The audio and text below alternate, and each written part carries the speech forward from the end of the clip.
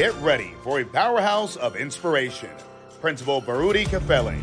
A highly regarded educator and a transformational leader, Principal Kafele has spent over 20 years in New Jersey's urban schools, making a lasting impact as both a master teacher and a turnaround principal. Under his leadership, the mighty Newark Tech transformed from a low-performing school to one of America's best, as recognized by U.S. News and World Report 3 times. A recipient of the prestigious Milken Educator Award, Principal Kafele is one of the most sought-after voices in school leadership and equity. He's delivered over 3,000 keynotes, workshops, and seminars across the nation, authored 13 books, including 7 ASCD bestsellers, and continues to empower leaders through his live-streamed AP and New Principals Academy. Please join us in welcoming the extraordinary Principal Baruti Kafele.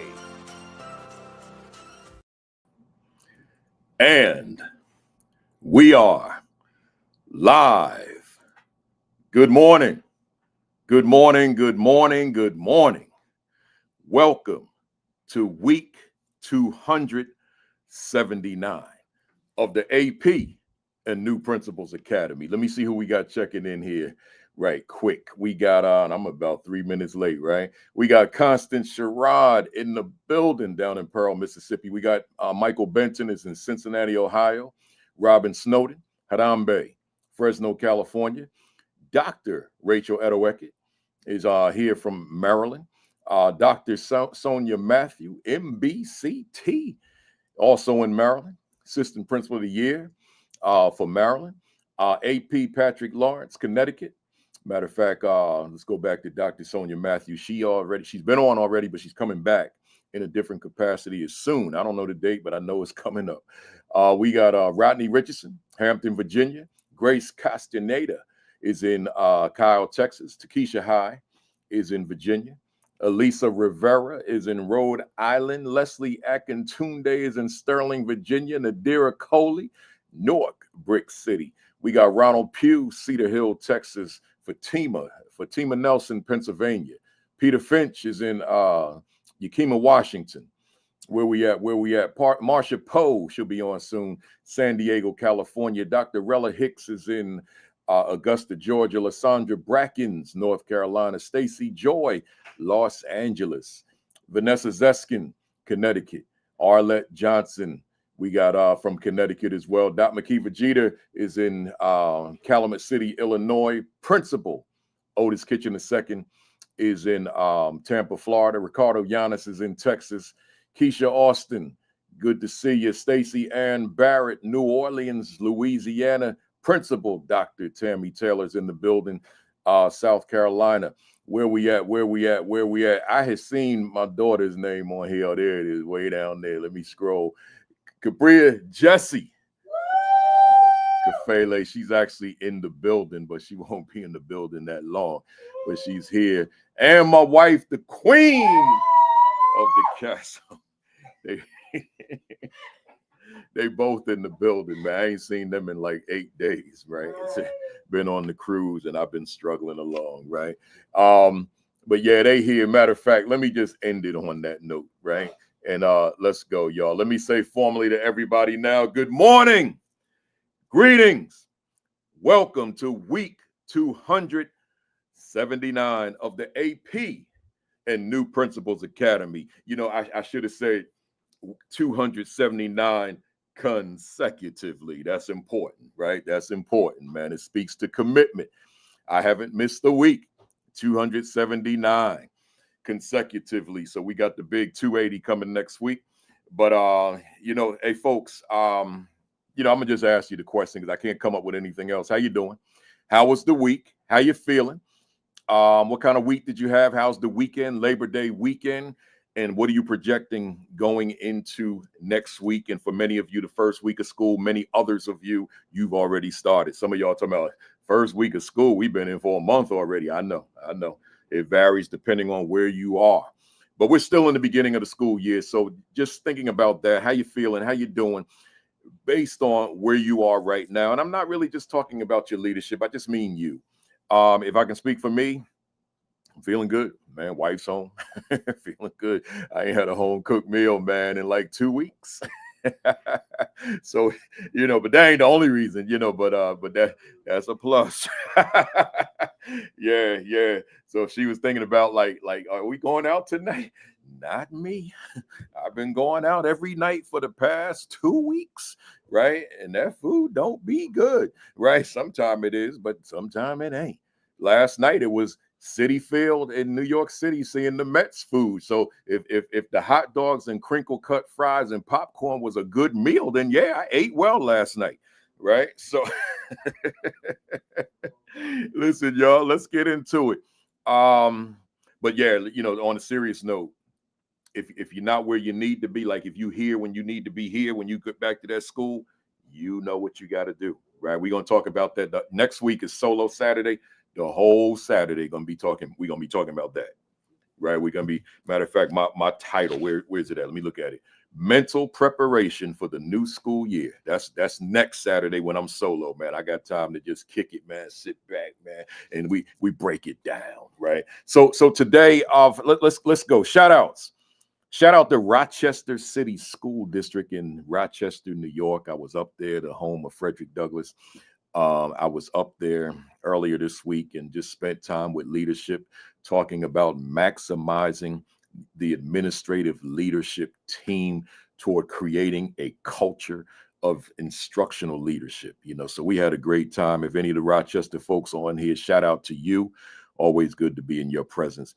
Shout out to, hopefully I pronounce this correctly, Chignecto Central Regional Center for Education in Truro, Nova Scotia.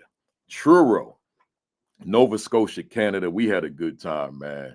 Man, I was up there, walked in the room, got my books scattered all over the table. Man, that's always a blessing, right? And I use that word highly intentionally. That is a blessing when you walk into a room and you see like six titles that you wrote in stacks, on the table, man. I'm like, wow, God is good, So then went on and did the talk. And sometime when you're in a foreign country and you bring in your domestic it's like, I hope this delivery, they can hear me. It's one thing, like they hear me, but do they hear me? So you're hoping that culturally it's transferring when you bring in your authenticity internationally, right? But they gave me that standing ovation. I said, all right, they heard me. They heard me. That's what we talking about, right? That's like the confirmation when they get up and stand. You say, okay, they heard me, right? So shout out to them. Had a good time, and then the rest of the week, just we're gonna talk a little bit about it in the monologue. So welcome to the first timers. And I say that sincerely to the first timers. I see you, Dr. Tommy Mabry. Good to see you.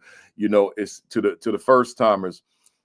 When I say welcome, I mean that sincerely, right? Like you're here, but don't let this be your last time, right? And even though it's your first time, it doesn't mean you have to miss out on the 278 sessions that you missed out on. What you do is you go to the YouTube channel, AP and New Principals Academy, click the subscribe button and be part of the 24,400 subscribers. Yeah, I said that right. 24,400 subscribers. Be a part of that huge family, right? So once I was in the basketball arena, I was at Madison Square Garden, and I said, man, this arena during the Knicks game holds 20,000.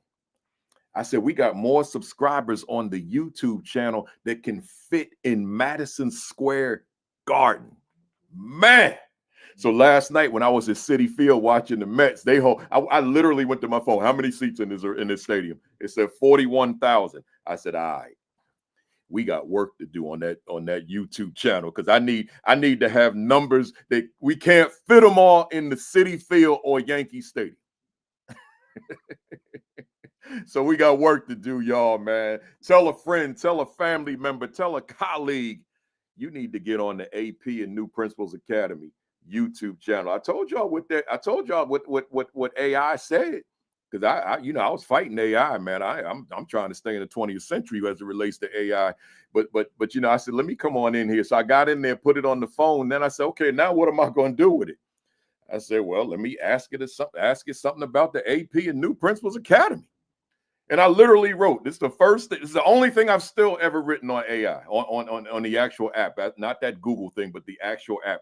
I said, what is the number one principal and assistant? Well, I did it separately. What is the number one principal leadership platform on YouTube? It said the AP and New Principals Academy, hosted by Principal Baruti Kafele. And it said, it said it's a lot of other platforms on there. It said, but this platform gives more detail than the other ones. Now, I don't want someone to say, oh man, he patting himself on the back. I ain't say it. AI said it. That thing y'all used that I've been fighting.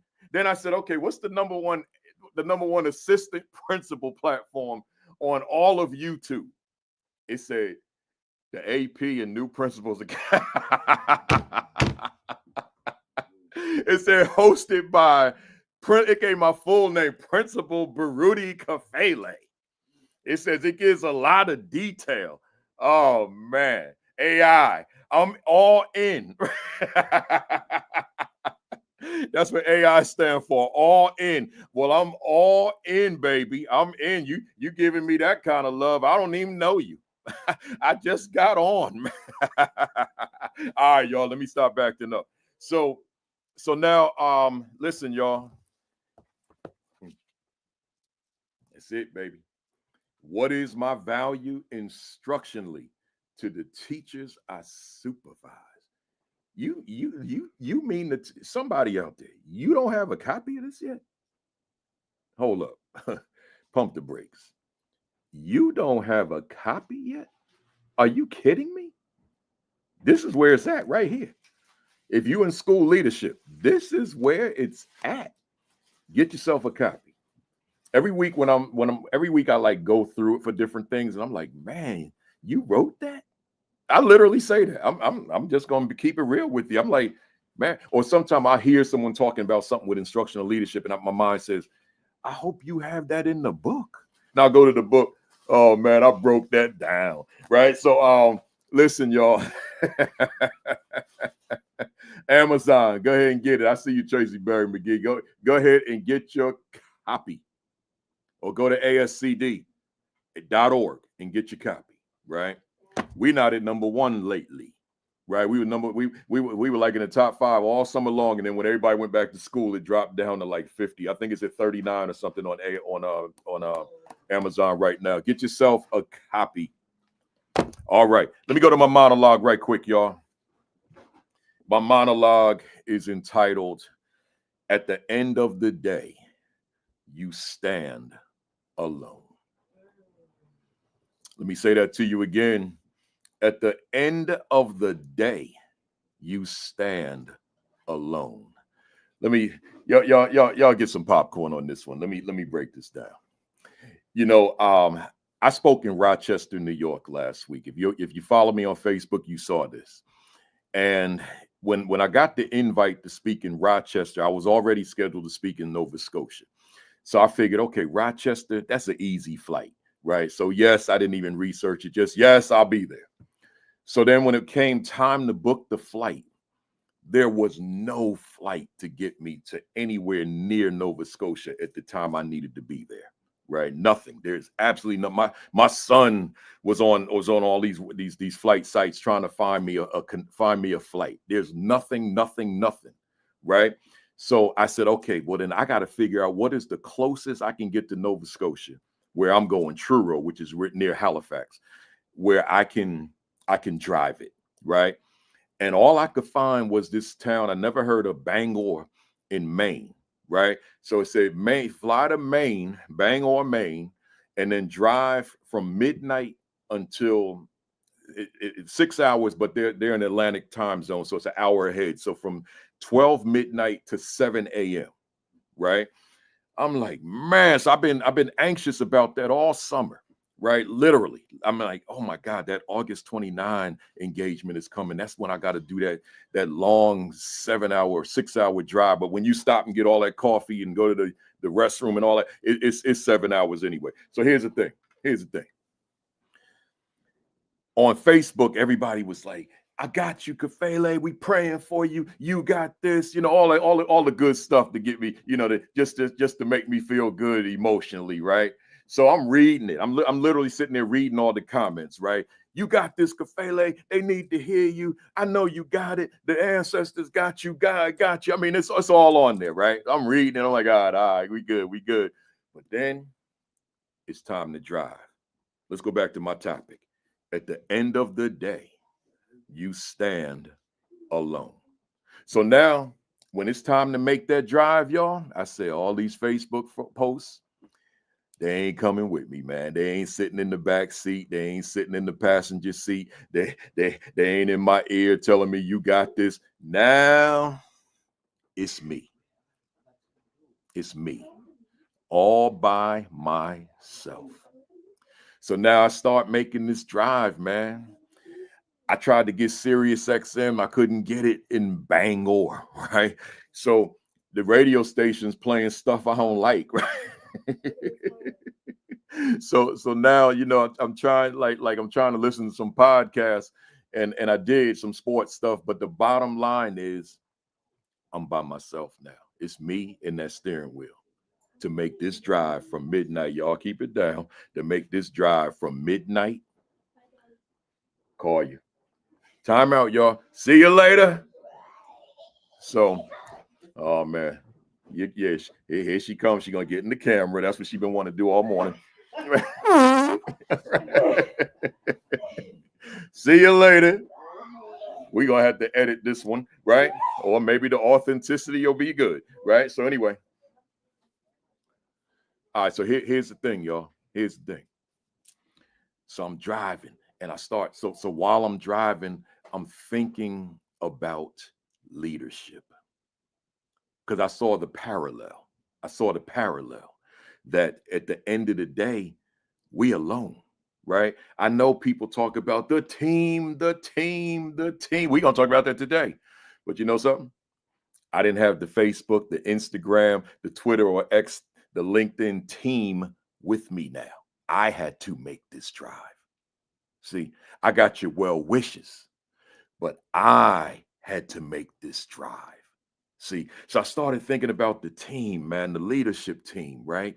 And at the end of the day, yes, you are alone. Like think about this, y'all. You have a team. If you build that team, you have a support around you, right? Depending on the size of your team, right? Whether it be your administrative team, whether it be others who are part of that leadership team that you have. So you've got this support around you.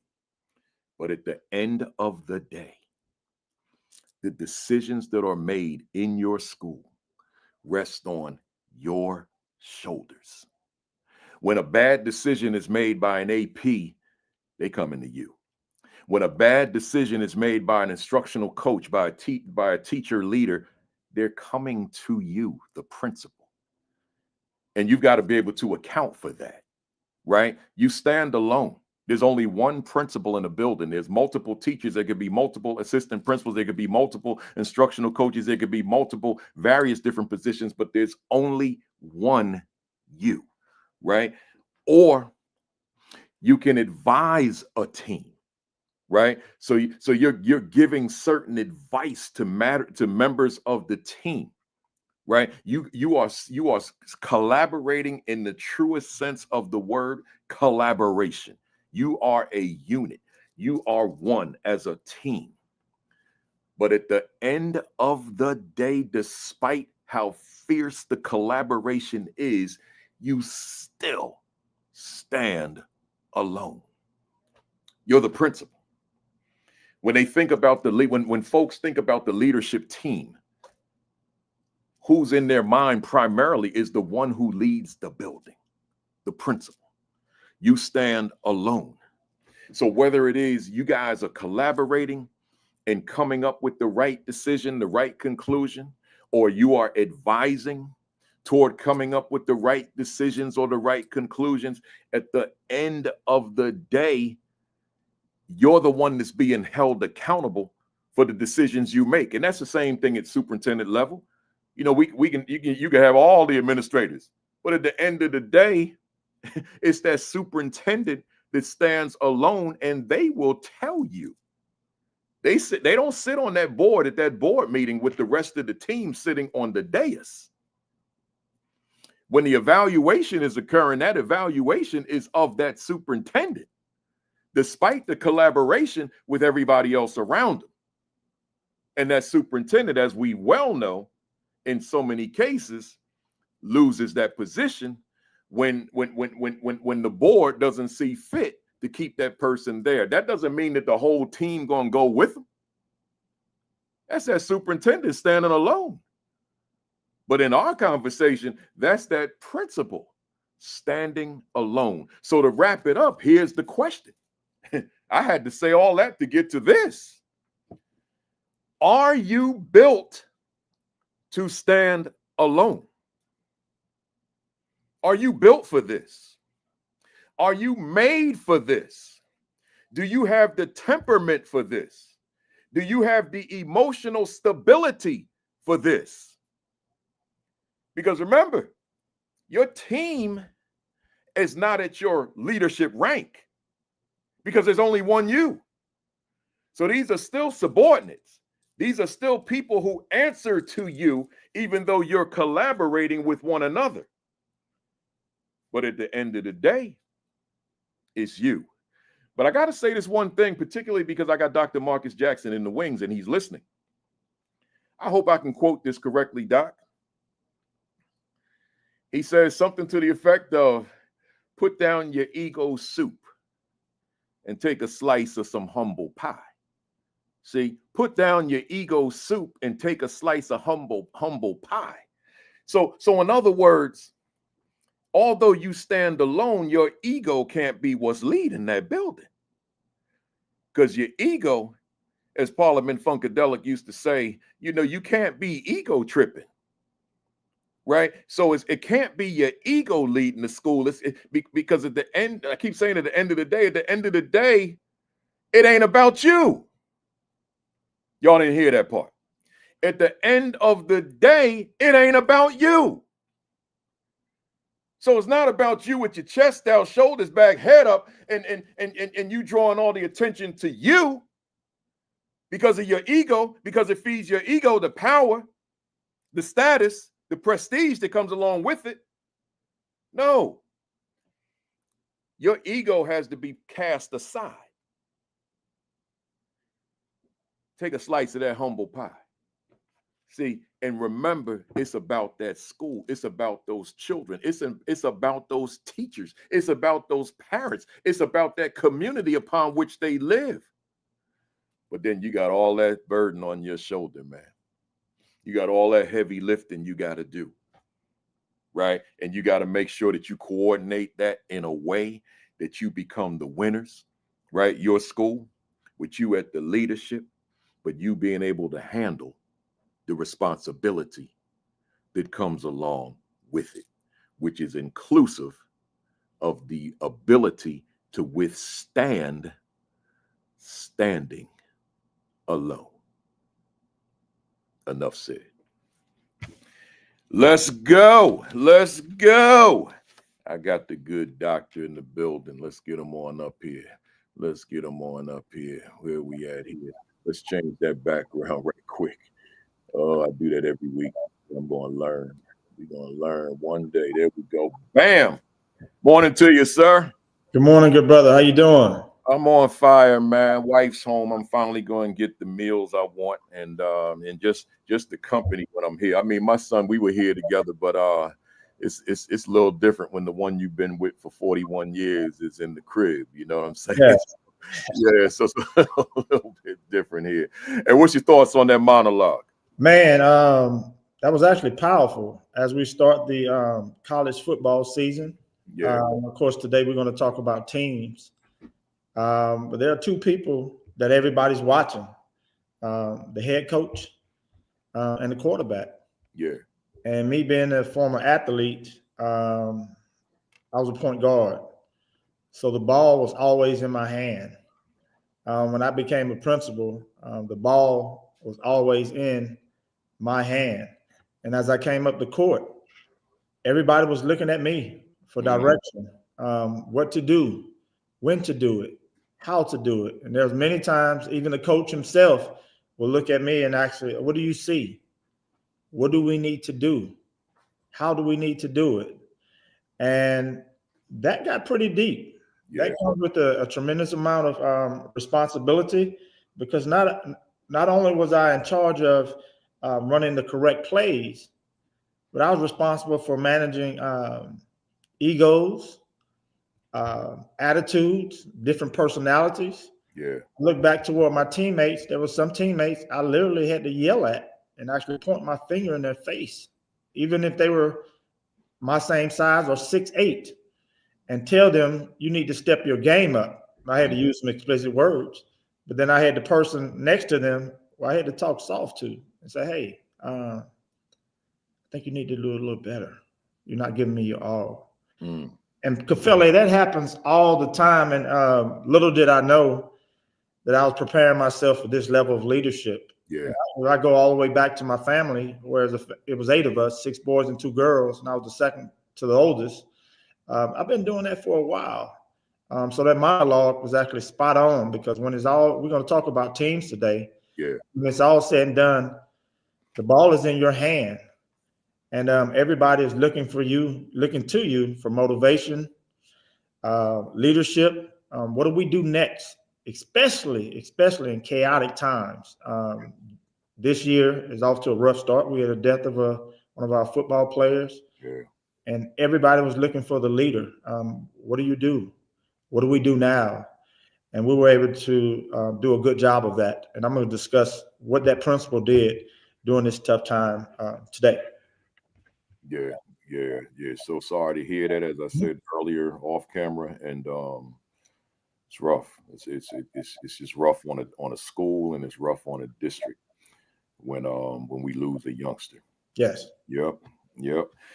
Hey Doc, let's start off in Lancaster as we're there now. Lancaster ISD, Independent School District in Texas, where you're a chief academic officer amongst the many other hats that you wear. With it being at the start of the school year, we know everybody's coming in at different times, but all of us are still at the start, with the exception of, well, even up here, everybody's going to start on Tuesday, and then everybody will be in. But what have you observed? What have you observed or experienced since you've been back that could benefit the fam? This a part of this academy right now. Okay, if you don't mind, Brother Kafele, I want to start off by giving a shout out to the Board of Trustees here in Lancaster Independent School District that allowed me to do the work, as well as our superintendent, Dr. Pereira, Dr. Barker, my crew that I call them, Ms. Bell, Ms. Cromer, Ms. Thornton, Ms. Reddick, and Ms. Simpson. These are the individuals I talk to about 7 to 8 times a day to ensure that we're actually doing the work of the district, and of course, the members of the executive teams. But the vehicle that drives the district are our principals, Ms. Jett, Mr. Russ, Dr. Ruffin Brown, Ms. Gail Wright, Dr. O'Caffer, Ms. Milner, Mr. Slaughter at Rosa Parks, Ms. Coleman, Ms. Johnson at Rolling Hills, Mr. Anderson, Ms. Tippett, and Mr. Hernandez. These are the individuals that actually make me look good. I hear that. The principals are the ones that actually are doing the work. I can come up with ideas, I can guide, I can offer suggestions, but they mix those suggestions with their own vision and leadership to actually make the schools actually work. And of course, I'm always collaborating with that crew and the superintendents on Mondays and Tuesdays. And if I can jump into, before answering your question, Kafele, I'm off script. I always go rogue. If I can jump into your title of this presentation, because it really stuck with me, man, for a couple of days. Is it a leadership team or a collection of disconnected individuals? Can you tell me how you picked out that topic, Kafele, first before I dive into it, man, because it's deep. Yeah, I'm a sports guy. So one of the questions, if I get way ahead of myself, I won't ask the question, but I'm gonna tell you where it came from. I'm thinking, I think NBA a lot. I read NBA a lot. So I'm looking at this team, the Oklahoma City Thunder. And yes, they have a star. In fact, he was the MVP. But in terms of the best collection, the most talented team in the NBA, it's not Oklahoma City, right? But yet that team stormed over everybody else and won the NBA championship. So myself, and I'm sure many others in the basketball world, asked the question, what is it about this very young team that doesn't have all the superstars on the team like so many other teams? What is it about this talented team that worked together as a team that won the championship versus these teams that got all these all-stars on the team, these very talented players, these blue chip players, and they couldn't make it that far? I said there was so what the reason I came up with that title, I transferred that to school leadership to say, just because you got all the right people, all these talented people, if they're disconnected and not operating in the truest sense of what it is to be a team, then that championship is beyond your reach. So that's how I came up with that. Correct, man. Well, I actually took that and I actually annotated. I first started with leadership, and leadership is the destination, and I actually put my little spin on it. Do you have the right people leading the ship towards academic excellence? Do you have the correct people leading the ship towards academic excellence? Then I went to look at the word team. And of course, team is working together for a common goal. Are they collectively committed to one another and to the common goal? The Oklahoma City Thunder were, as a group, collectively committed. Yeah. Then looking at the word collection, the act of assembling together. Once again, that group that you've assembled, are they connected to the mission and vision? Yeah. There must be a connection. And then I look at disconnected, having a connection broken. What's breaking that connection? You have to be able to answer these particular questions. Then I finally looked at, of course, individuals, a state of living as an individual. Does the team have an us, we, and our mindset? Look at that last question, Kafele. That's right. Does the team have an us, we, and our mindset? And you'll be surprised at how many teams are suffering from the me, my, I virus. That's what I call it. That's a whole different mindset. Yesterday, we found out at the last minute I had something to submit to the state. And I immediately went into, how are we going to do this in the next 2 hours? This is a major thing. So I called my teammate in, Ms. Thornton, who's over the principals, and the principals didn't even know this was going on. And I met with my director, and I met with another teammate, and then I called about 4 people on my team, and I say, how are we going to achieve this? And then we bounced ideas off of one another. I said, Ms. Thornton, I need you to contact the principals because I need answers to these questions. And then I said, we have 57 questions we have to answer for every single school. I have the data. I'm not going to put this on the principals. We're going to divide this up with my teammates, and this is what we're going to do. Well, there's so many lessons in that monumental assignment I had to do in 2 hours. Number one, I had to call on my colleague, Ms. Thornton, who's the executive director over the principals, and she was automatically game. This was toward the end of the day. Remember, people are getting off on Friday. And I said, Ms. Thornton, I need a huge favor. In Labor Day weekend. Labor Day weekend. I say, and dismissal, around dismissal for the principals. Yeah. I say, Ms. Thornton, I need this information. Can you help me? Notice how I'm asking these questions. I need a huge favor from you. Can you, I need your help. What do you need, Jack? When they call me Jack, that means we're in hustle mode. Jack, what do you need? And I said, I need these questions answered. Then I had to explain to her the significance of it. Then I met with my teammate. My teammates were coming in the conference room. And I said, this is what we need to do. So we was waiting on the answers from the principals. but we already had the game plan designed in here. And man, within an hour and a half, we were able to knock out an assignment, which probably would have taken our principals away from their work for at least a full day. And we were able to knock that out. But I was able to operate with an us, we, and our mindset. And that was established amongst our team here. And we were able to quickly get that done. And when I called on everybody, I actually don't know exactly what I've done with the group here in this district. But when I ask someone, not tell anyone, when I ask someone, I need a huge favor from you, they don't mind running that extra mile with me. And that's an example of that Oklahoma City Thunder you were actually talking about. Yeah. They have that mindset. Yeah, you made that whole thing very concrete. That everybody on this call can make sense of it and take it and run with it, to be quite frank with you. Good, great stuff. You know, before we get to the video, all during August, even in July, and for schools up here, September, there are these convocations. You know, those of us in this speaking business, this is how we make our living.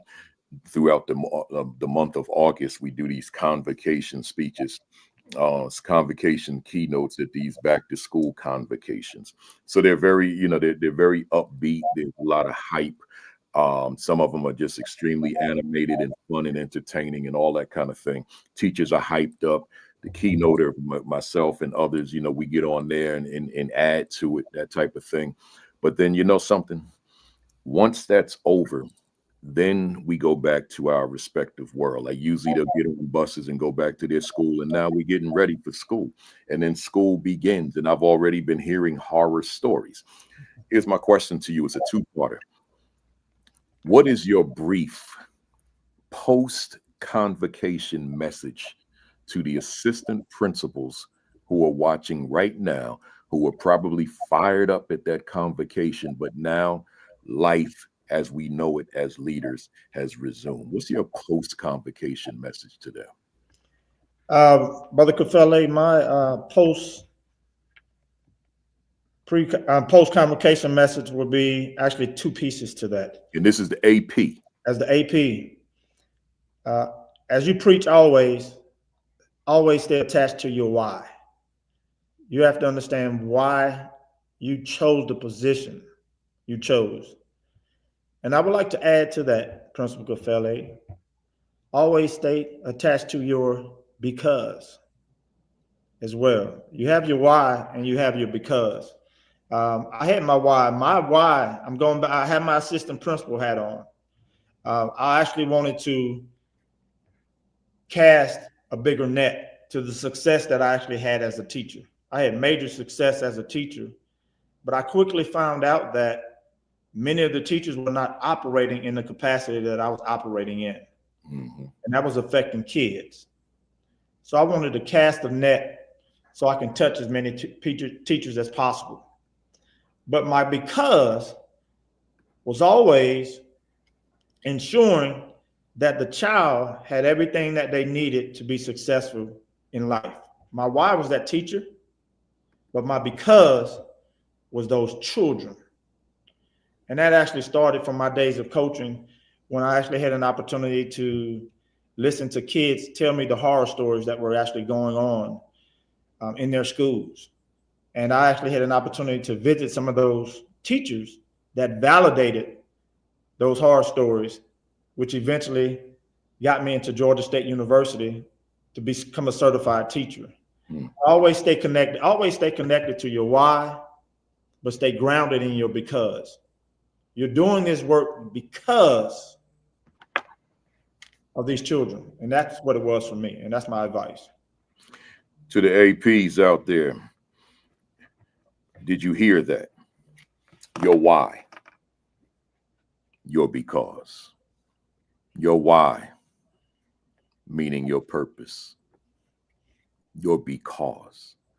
You got a long haul ahead of you. You got 10 months ahead of you. My challenge to you, Dr. Jackson's challenge to you, stay locked in. I got to get me another lock, man. It's somewhere. Stay locked in to your why and your because. Hey, Dr. Jackson, does it shift when I give you the second part? What is your post convocation message to a principal out there, or would it be the same? Those will actually be the same. And as it relates to the principalship, it actually shifts to what you were speaking of in your monologue. Yeah. Where you're talking, when it's all said and done, it's about you. But there's an old cliche that actually states, it's lonely at the top. Well, if you get to the top and you're by yourself, you're just hiking. You're just hiking. Because you should never get to the top alone. You should have a team to carry with you. And there are going to be several times where you're going to have to lean on your team. There's going to be several times where you're going to have to come together collaboratively, even after hours. Myself, my assistant principals, before we actually left, when I had my principal hat on, before we actually left Principal Kafele, we always sat and we meditated together. There were very few times where I was actually alone by myself, unless I was like you on that drive, Yeah, to and from work. But outside of that, and of course, when I'm meeting with my superintendent, speaking evaluation things, but for the most part, I always have a group of people besides me. Even now in my position, I work best after executive sessions when the superintendent and the deputy superintendent has given us their vision, and we're all together, myself, Ms. Cromer, Ms. Bell, Ms. Thornton. Somehow, some way, we actually sit together, we do our individual work, and then when we get stuck, wherever we are, we ask a question. But what do you think about this? Or this is what I'm grappling with. And somebody always has the answer to what you're trying to figure out. So the message remains the same to the principal. Stay focused on your why and your because.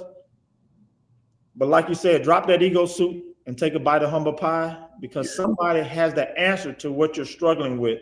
And the answer may be right there in your building. And I'll speak to that later on. I got a prime example that occurred with me and my team this week. Very good. Let me just acknowledge Jesus Espinoza. Good morning. Thank you for all your guidance after years of trying to get a principalship.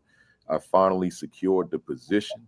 Your constant encouragement has been invaluable since 2022. Jesus, congratulations to you.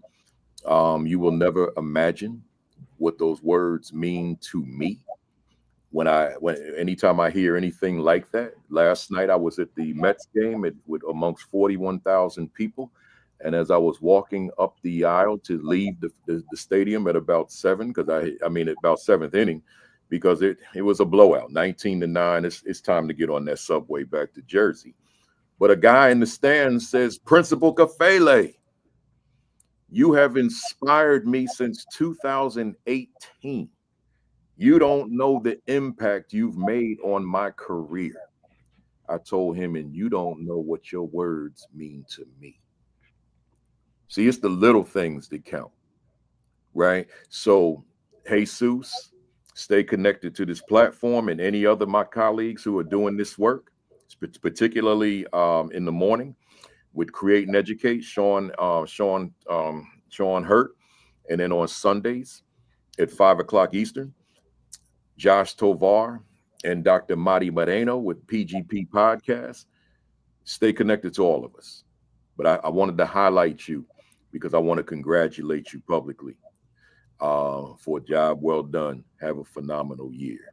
Do your thing, right? So Doc, let's move. For the people that were not with us for the last Dr. J Saturday,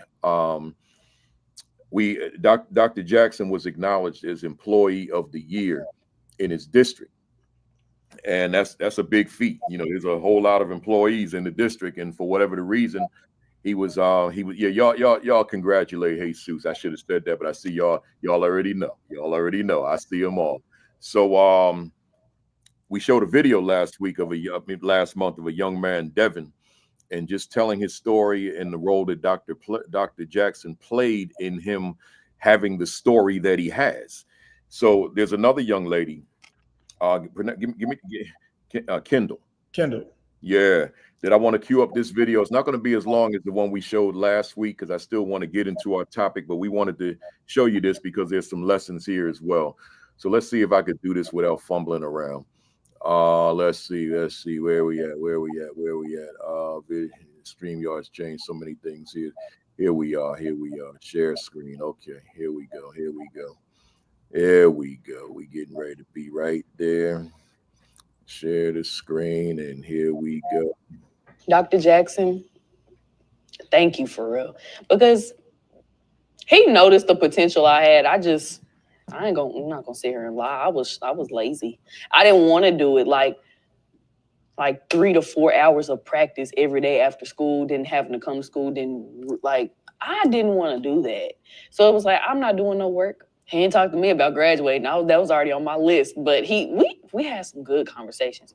Like, Dr. Jackson knows how I am. And sometimes I don't want to hear it. Sometimes I feel like sitting down and talk to you. Sometimes it's just I don't want to speak. So it's like I need that, that's what I'm gonna say, dad love. Cause he talks to me like he is my father. Like, I need you to sit down, do this work, and you gonna get up out of here. You're gonna do what you need to do. That's how Dr. Jackson is with me. He think he got jokes. And he think he tries. He tries. But Dr. Jackson is a great, great person. Like, at graduation, he was sitting front row and I'm walking across the stage. Get down! I'm like, you're right here. Stop it. He was super happy to see me graduate. So yeah, he's the one that made it happen. He's great. What's that mean to you? He is the one that made it happen. Yeah. It means the world to me because I never thought I would be right here. Just, you know what I'm saying? Just sitting here doing an interview talking about how I graduated and how I passed all these tests and how I overcame my storm. It's a clear sky now. I don't have nothing to worry about. Every morning I would get up, come to school like I'm not doing nothing. But whole time it paid off. I'm just trying to let my baby brothers know that, dude, you're going to school and you're finishing. I don't care what you say. It's not that bad. School's actually really, really fun. School is so fun. I don't know. I miss it a lot. I miss school. All right. Hey, Doc, tell us what we just saw. Well, I actually dropped another video in the group chat.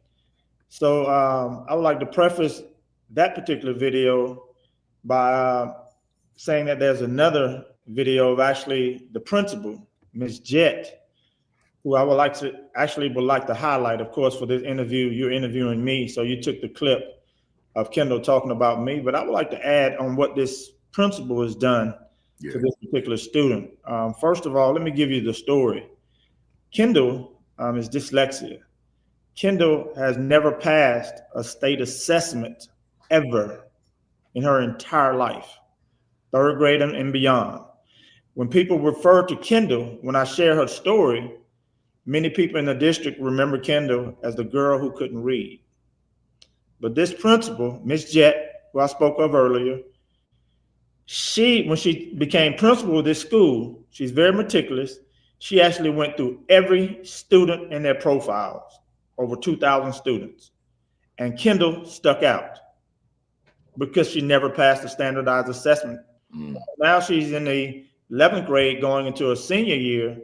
She was already on my radar as well. You know, we've had 4 consecutive years of 100% graduation rate. So Kendall was already on my radar.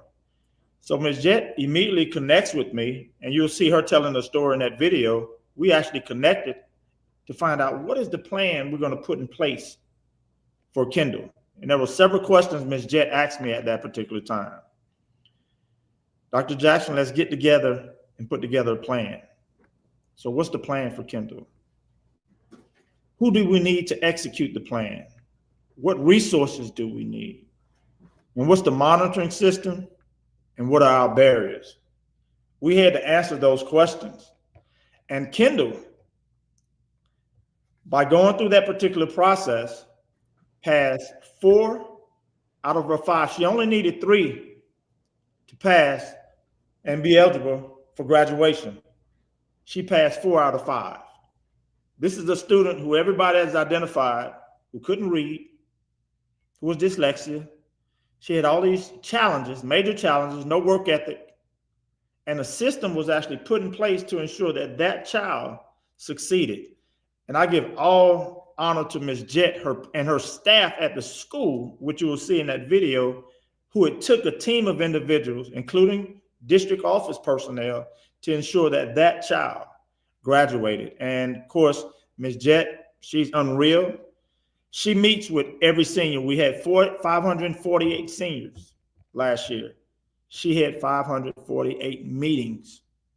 Hear me, principals and assistant principals. She had 548 meetings with these principals, with these students, to let them know, and their parents, to let them know exactly what they needed to graduate. And you saw an example of that with Kendall.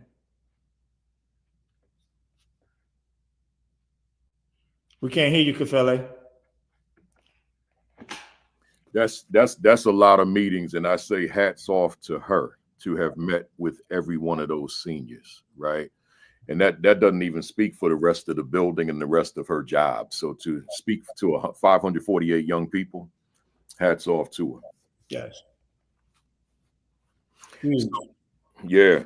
So let's transition into why we're here today. Our topic today is it a leadership team or just a collection of disconnected individuals? And I could also say just a collection of talented, disconnected individuals, because chances are if the folks on the leadership team are on the leadership team, they've exhibited some degree of talent before they even got there. So I was talking earlier to you about the Oklahoma City Thunder, and I don't need to go deep into that again, but just that team of not necessarily the best collection of players in the league, but something about the fact that they were able to gel as a team and go on and taste victory as the NBA champions of 2025. So beyond cliche, the cliche of teamwork makes the dream work. You know, we say that all the time. What is the significance of a leadership team in the truest sense of the word versus a collection of talented but disconnected individuals? That's interesting you actually asked that question, Kafele, because over the past couple months, myself, Dr. Barker, Ms. Thornton, Ms. Bell, Ms. Cromer, Ms. Reddick, and these are some members of the executive team who actually are always brainstorming even after hours under the leadership of our superintendent, Dr. Pereira, who lays the vision out there. We've actually came up with 12 essential components that every single student need to be successful. And I'm gonna read those 12 for you, Kafele, because Kendall actually she's an example of what these 12 is about. Number 1, you need effective leadership. We just mentioned and highlighted Ms. Jett. Number 2, you need high quality instruction. Number 3, you need strong teacher-student relationships. Number 4, you need consistent attendance. The child must be at school. And if there's a barrier that's preventing the child from getting to school, the district must remove that. Number 5, you need a safe and positive learning environment. Devin talked about, a couple of weeks ago, Devin talked about how he initially didn't have that. You need clear learning goals and expectations for the child.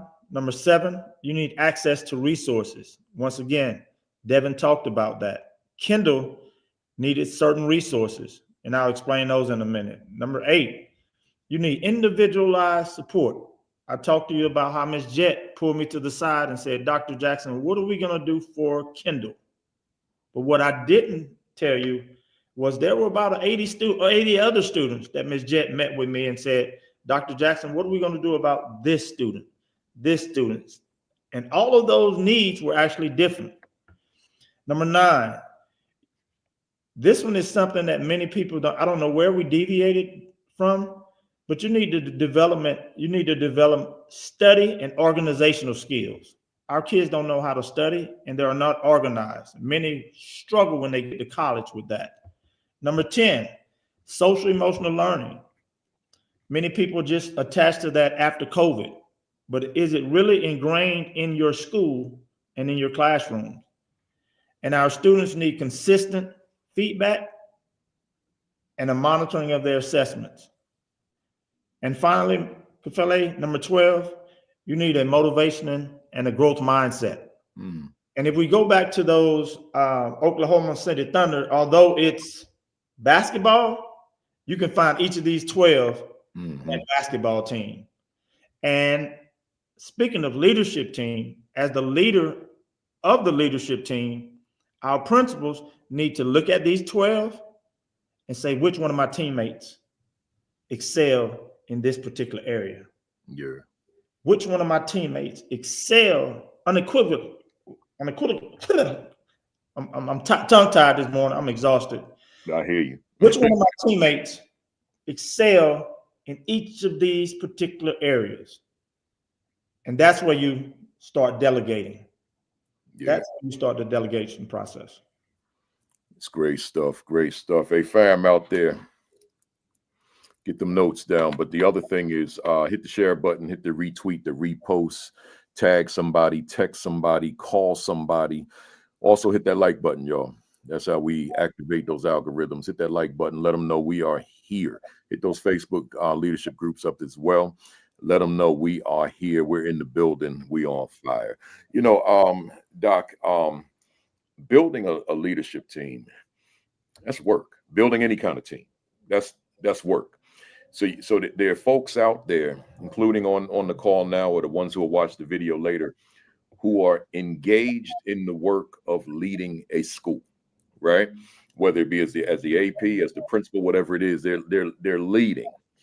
But building a team is additional work. And I think it's an obvious question, but I want to ask it anyway. Is building a team, is it worth it? Given what's already on the plate, do I have the time to build my team? And when we talk about team building, or do I just go on and do the best I can do in leading this school? What are your thoughts? Well, actually, Kafele, this whole book, Essential Systems of School Success, walks you through this particular process. And when I became a new principal, and I was started at Kendrick Middle School in Clayton County, I was actually terrified when I actually walked in that particular school, because I've never taught or I've been an administrator at the secondary level. So I had to quickly lean on my assistant principals. I was like, who are the influencers in the school? And I had 4 areas. When it comes to curriculum and excellence in teaching, who are the top dogs in this school? Mm-hmm. And I got a list. I was like, when it comes to operation and logistics, those individuals who know everything about the school, that knows everything about the community, that knows everything about, who are they? And I got a list. And I say, as it relates to student achievement, data analysis, those individuals, those statisticians, those individuals with math, of infatuated with data and percentages and how to move the school, who are they? And I got a list.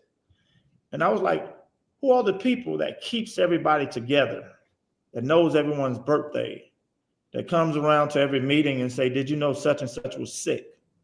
Did you know such and such mom is in hospice? Who are they? Mm-hmm. And Kafele, I didn't have to build a team. I actually leaned on the team to build a team. And then I went to those individuals and I said, I need you to do me a huge favor. I don't know it all. I don't have all the answers. So I need you to help me move this school. I became vulnerable from the top. Mm. And I didn't get not one, no, I can't do it. And I gave the work to the people. I think I've mentioned this several times. And I don't know if you wrote this quote down, but I quote you often. And I even done that a couple times on here. You got to personalize it to rectify it. Mm-hmm. You got to personalize, you got to own the work. And I'm all about giving the work back to the people. Love it. Love it. Love it. I'm listening to you, and then I was looking at a quote here as well. If high functioning team is greater than the sum of its parts, collective efficacy has the greatest impact on student learning. So given what you just said, I want you to think about the intentionality of building a good team, but the skill set for building a team is lacking. So I want it. I understand the necessity. I was on the call this morning listening to Dr. Jackson. My intentionality is there, but I don't know what to do as it relates to team building. What are your thoughts? My thoughts is same as you have, Principal Kafele. Kafele, you've been doing this work for decades. You're highly revered. You're one of the top educators around the world. Yeah. However, I want people to pay attention to you as an example. And I hope our young administrators and even seasoned administrators do. You're constantly taking copious notes. You do that every session. Yeah. To improve and increase your persona and knowledge of every single component. And I'm sure that this comes out when you're sharing this information around the world, just like you mentioned one of my quotes. You have to be a learner unlike any other. So you got to seek the information. You have to go out and find out, how do you build successful teams? Because you may not have that skill set. So you may have to email someone like a Dr. Marcus Jackson. How did you assemble that group at Kendrick Middle School? When you coming in and nobody know you, what were some of the things you did? What were some of the questions you asked? Okay, when you ran into conflict and someone didn't want to be on that team, what did you do at that particular time? How did you influence them? The answers are out there, but you have to seek these answers. And we live in a world where all you have to do, whether it's a video or a blog, you have to go get the information. And that was actually something that I actually did. And actually, that's something that I actually encourage. And my colleagues and I just mentioned that group of individuals at the executive cabinet with the superintendent. For some reason, we all sit together. We're just so close knitted, and we're always bouncing ideas off of one another. And we are constantly learning from one another. So in regards to how to build that team, you have to seek knowledge from others if you don't have it. There it is. Hey, somebody, you got to be willing to lean on somebody else. See, that goes back to what we were saying about, putting down that ego soup, right? You got to be willing to learn from other people. And see, Dr.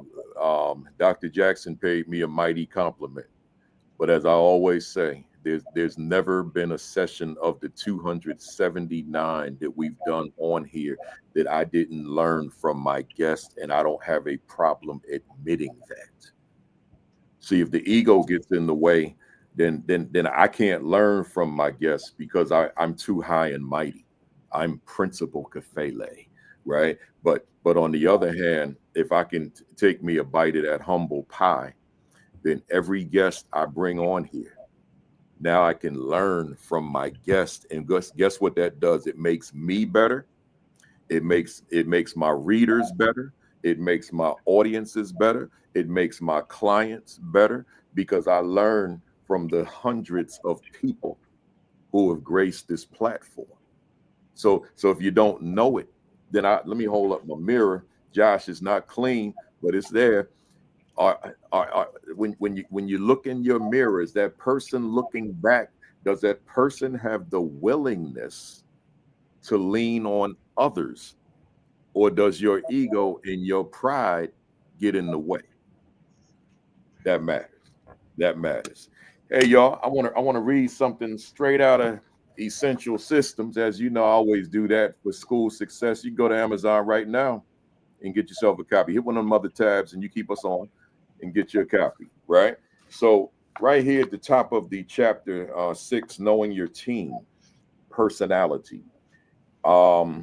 Teams of teachers or teachers assigned to the various facets of the COLAC framework can only execute their duties effectively when assigned to teams that suit their unique personalities and attributes. Here it is, somebody. Think of it like having pieces of a jigsaw puzzle where you only win a prize if you can identify which piece fits in which position. Teachers come with varying capacities, gifts, and weaknesses. Understanding this fact and working to create systems that maximize their strengths and minimize their weaknesses is an easy and effective way to achieve school objectives. That's a powerful 2 paragraphs there, folks. So, fam. So I want to take what I just read, and I want to apply it to leadership for you, Doc. 2-parter. What is the role of the principal then toward ensuring that the skill sets of the members of the leadership team are being maximized? First of all, Principal Kafele, I think you had me on here several months ago, and I talked about something we did in our district where we actually had a phenomenal, matter of fact, it was last summer, where we actually had a phenomenal leadership retreat where we answered some very, very specific questions. And those particular questions were, who are you? Yeah. Where we did you remember that session where we actually did a deep dive into who are we personally? And secondly, we asked ourselves, who are we leading? And this was actually a Myers-Briggs type indicator assessment that many of them you can do to actually identify your particular characteristics of members of your team. Once you're equipped with that particular knowledge, you are better suited to understand how to treat certain individuals on your team and how to better lead your team. As I indicated, as a basketball player, I had several, as the point guard of the basketball team, I had so many different personalities I had to manage, and I had to manage those individuals differently. I just mentioned to you my team that meets after our executive cabinets, myself, Dr. Barker, Ms. Thornton, Ms. Bell, Ms. Cromer. We actually always sitting down and we actually brainstorming. However, each one of us needs something differently as it relates to communication, most importantly, because that's where things get lost during communication. I can say certain things to Ms. Bell that I can't say to Ms. Cromer. I can say certain things to Ms. Thornton, but I got to communicate with her differently than I do with Ms. Bell because things will get translated. But I'm so in tune with their personalities and knowing them that I can better and more effectively assist with the leading of this particular district. And I take those same characteristics, Principal Kafele, back to the team that I'm actually leading. And they do the same thing. Quick example. I have new members to our team this year, to my team this year. They're new, they're hungry, they're motivated, they're ambitious. However, we've had some major dynamics during these first 2-3 weeks of school. And I'm sitting back and I'm grappling with what's going on. And I was able to find the root cause. And it was some things that I had to do to rectify this particular problem in regards to how our team wasn't functioning at an optimal level. But it was personality differences. And the root cause, Brother Kafele, was a communication issue. So I had to bring the team together, the 4 leaders of that team together, and say, hey, This is what's going on. And I started that session, Principal Kafele. I know I'm off topic, but I got to give you some real life example of what you're asking. Highly relevant. But I had to get those 4 members of my team that was leading the group. And I started off by, what's your why? What's your because? And all of them stated that. And then I asked them, the problems and the challenges that we've been having, are they connected? No, I had one more question to that. Does this benefit the child? I asked those 3 questions, and then I led into the meeting. And then I asked, give me a challenge that you have. Give me one of the challenges that you're having.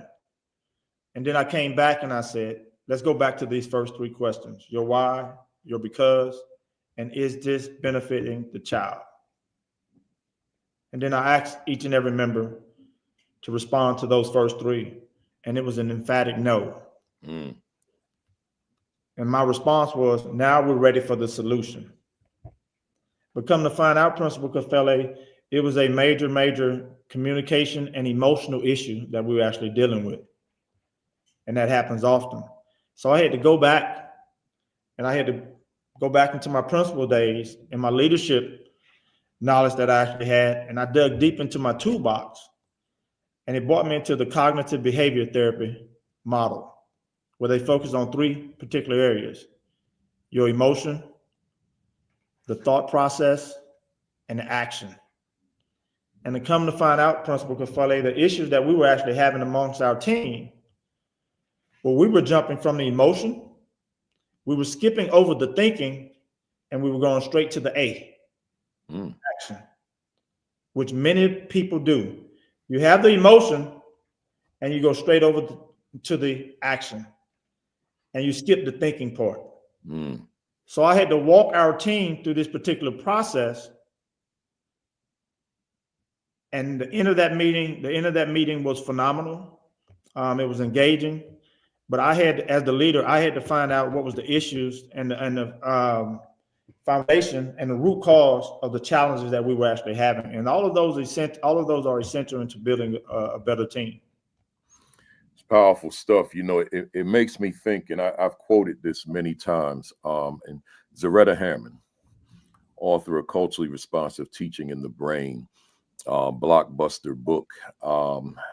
I spoke in Vegas at the MGM Grand at the Corwin Conference, where she's a Corwin author. So she was there, and I quoted her while she was sitting right there in that audience. And here's what she said on this platform. She said that turn and talk the way we do it is problematic.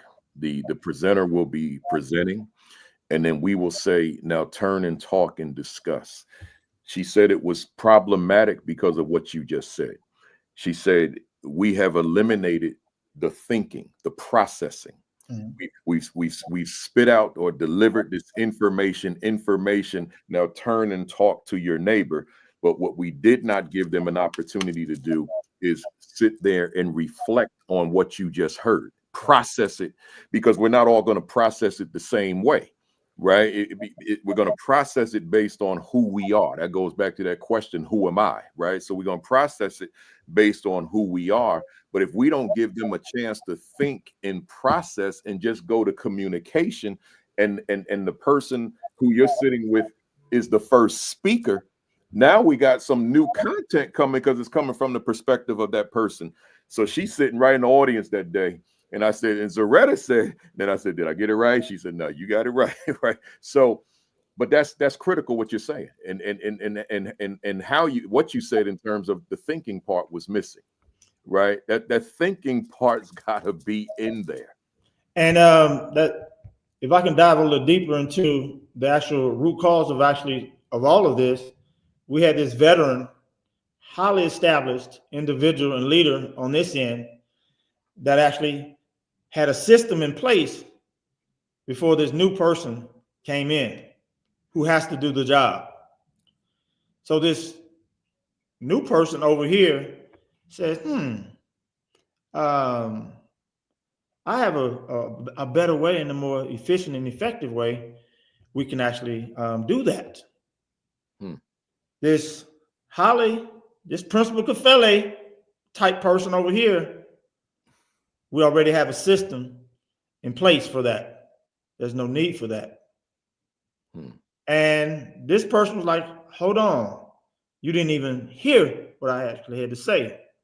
Now we're talking about the emotions jumping straight over to the actions. So now we got the friction. So now you want me to do this work, but you don't want no input from me for the do. You want to tell me. So I had to get to the root cause of it. And long story short, this particular system that was in place required 4 additional components. Well, this person over here had to do the extra work for those 4 different components for 500 different people. So this new person was like, hold on.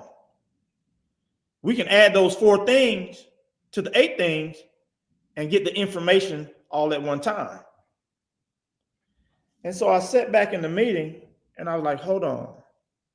So you're telling me that this person has to do all these 8 things and have to do these 4 things as well? And this veteran was like, yes, yep, that's what they have to do. And I was like, whoa, so you're telling me over here that you can do these 8 things and these 4 things, and you can put these in a Google document, and you can have all 12 things, and you can analyze all this data kind of like immediately.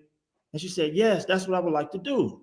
And I was like, have you all ever had an opportunity to talk to one another? But they couldn't get past the no, and you're not listening to me. So I had to walk them through that ETA process. And I wrote on the board, ETA. And I was like, this is our problem right here with this group. You have the emotion. You jump right over the T to the action. Action was no. Or you know what? I'm not doing it. And you all forgot to put that T, the thinking process, in it. And so we started talking about thinking about the solutions and how we can get this project done more efficiently and effectively. But they didn't even know what was going on until I, as the leader, revealed it to them. And it was mind-blowing. Wow. You dropped a lot of powerful information this morning. Let me shout out Curtis Benjamin. Anytime I see someone international on here, Trinidad and Tobago in the house, very informative session. I appreciate you, Curtis. Let the rest of the fam out there in Trinidad and Tobago know that we're here, and tell them to tune in. And then I want to go to Christina real quick. I'm thankful for this platform. Shout out to you, Principal Kafele, for your dedication and commitment. This platform positioned me to my new role as AP for the 25-26 school year. Congratulations, Christina. And as I said previously, stay locked in. And we got, the best is yet to come. We got a lot of good stuff lined up, including Dr. Jackson. So just stay locked in to what we're doing every Saturday. Not just me though, but my whole Super Saturday and Fantastic Four family. Right. Again, Sean Hurt, Create and Educate with Dr. Chika Houston, Dr. Tammy Taylor, myself at 10:55, and then Josh Tovar and Dr. Madi Moreno at 5:00 Eastern on Sundays with the PGP podcast. Let's go. Let's keep it moving. Synergy is another important aspect of the COLAC framework, and I want to read a little bit more to the fam. We're not going to read the whole book, but I want to read a little more. You got this section here called Creating Synergy. And it starts out, synergy means bringing together many separate elements that, when working together well, produce an outcome far exceeding the sum of their individual parts.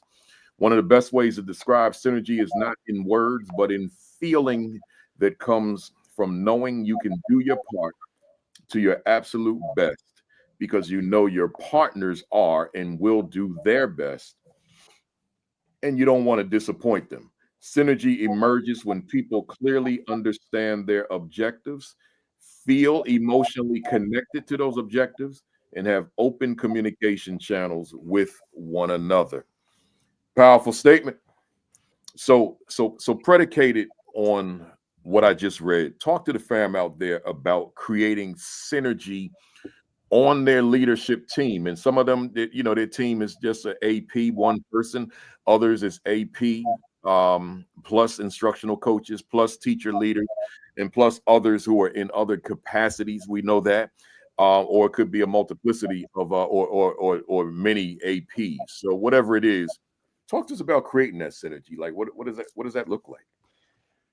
And Brother Kafele, that synergy must be created with 3 seeds. And those 3 seeds are vulnerability, transparency, and trust. That synergy must be planted with 3 seeds: vulnerability, transparency, and most importantly, trust. I gave you an example of how a project was actually given to me on Thursday that I had to complete Friday before the close of business day. And I didn't remember, it was on my calendar, and I didn't remember that it needed to be done until late that afternoon, because I had so many issues and things that I was dealing with during the day that it hit me like, oh my God, I got to finish this project. And I had to quickly think about, how could I finish this particular project? I need all principles. I need all of this information. How am I going to complete this? And it was just 2 of us that was working on this project, myself and Dr. Matthews.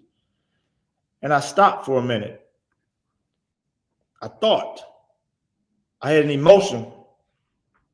And I just didn't jump into the action, because initially I was going to send this information out to the principals and have them to complete this before the end of the day, which would have been a disaster, because they got 57 questions. It's a Friday before Labor Day. So I had to think of something differently. So I got out of the emotional part and I went to thinking. And then I went into action. And I said, okay, how can I get access to all my principals right now at the end of the day, close to dismissal? And I need these 5 questions answered. I said, I have to go to my colleague, Ms. Thornton, because she's the executive director of leadership. Ms. Thornton, yes, I need your help. Even when Ms. Thornton was a principal, before she became into this particular role as executive director of leadership, I have planted those seeds with Ms. Thornton of vulnerability, transparency, and trust. So now she knows if I'm calling her on a Friday, late afternoon, that it had to be something serious. As soon as she finished what she was doing, she had one question: Doc, what can I help you with? I didn't even have to say anything. Doc, what can I help you with? And I was like, I need a huge favor, but I need your input. How can I get this information to my principals? Because I need this information to complete these 57 questions for each school, but I have the data. How can I get this information? She thought for a second. She said, She said, give me 1 second. She went to her office and she came back and she said, I got it. I'm gonna create this Google form. I'm sending it out to my principals. Doc, I'll have it for you in 10 minutes. Now, remember, the principals are dismissing. So the principals know that if Ms. Thornton, their supervisor, needs this information, that it's important. And then she tells them, I need this information for Dr. Jackson. See, Ms. Thornton had already planted the seeds of vulnerability, transparency, and trust with her principals. I have already did that with Ms. Thornton. And I've done it with the principals as well. So if they know if me and Ms. Thornton need something, hold on, I'm gonna get it to you in the next 10 minutes. Now, I had to, Kafele, call a couple of members of my team because several of them have left. So the few that was here, hey, we got about an hour and a half left of school. I need your help. What do you need, Dr. Jackson? Notice how I asked that, Principal Kafele. I didn't tell anybody I need you to do this. I need your help. Could you please do me a huge favor? Mm-hmm. That makes a huge difference. Everybody within 10 minutes came to the district office, and we had an entire team. We ran off copies.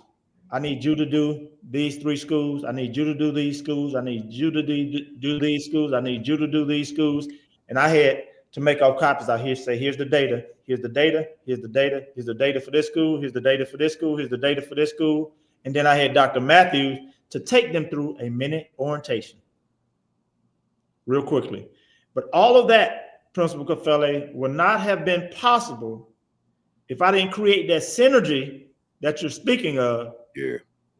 And planted those seeds of synergy. Yeah. Those 3 seeds of vulnerability, transparency, and trust. And therefore, when I called on members of my team and our team, man, let me go help Dr. Jackson complete this task. And we knocked that thing out, Principal Kafele, in about an hour and a half. But it would have took a principal an actual full day to actually go back and actually do that work. And we took that off the plate of a principal with the team we actually had here at the district office. That's amazing because, you know, considering that you said it could have taken each principal an hour. No, actually a day. I'm sorry, a day. Mm-hmm. And now you created that synergy where each of them only had to devote an hour of time. Mm-hmm. Yeah. And so that's to the fam out there, that's key. And some of us could have been thinking, man, you calling me on Labor Day weekend on a Friday afternoon, I'm gone. Right. You know, I mean, I don't think that cynic is a part of our fam here, but I know that person is in the world. Right. So nah, we ain't doing that. I'm out of here. I gave this district a whole week. I'm gone.